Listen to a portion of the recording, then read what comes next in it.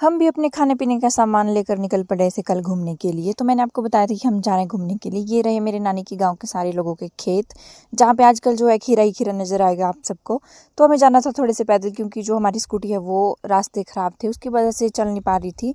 तो फिर थोड़ी देर पैदल चलने के बाद फिर हम दोबारा से स्कूटी पर बैठ जाते हैं, क्योंकि काफ़ी बारिश भी आ रही थी, मौसम भी ख़राब हो रहा था। तो थोड़े से आगे चल के हमने किए थोड़े से फ़ोटोशूट, क्योंकि यहाँ से व्यू बहुत ही अच्छा नज़र आता है नीचे वाली साइड का, जो पूरा बल वैली दिखाई देता है। तो हम पहुँच गए हैं माँ जालपा जी के मंदिर में, क्योंकि हमें जाना था कल मंदिर।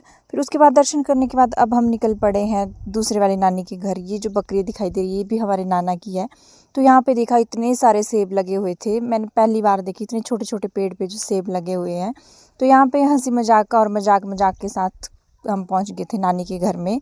तो फिर थोड़ी देर में हमें मिल जाती है अपनी नानी। तो ये है मेरी मम्मी की नानी, उनसे मिलने के लिए पहुंचे थे हम। इनका घर जो है वो है फनग्यार में। तो फिर आती बार हमें दिख गया था लिंगड़, तो सोचा कि आज शाम को लिंगड़ की सब्ज़ी बनाएंगी। तो ये प्योर ऑर्गेनिक सब्ज़ी होती है, ये बहुत ही टेस्टी होती है। तो काफ़ी बारिश पड़ने के बाद हम भी पूरी तरह से भीग चुके थे। फिर शाम के टाइम अब हम पहुँच जाते हैं घर, क्योंकि हम भीगे हुए थे।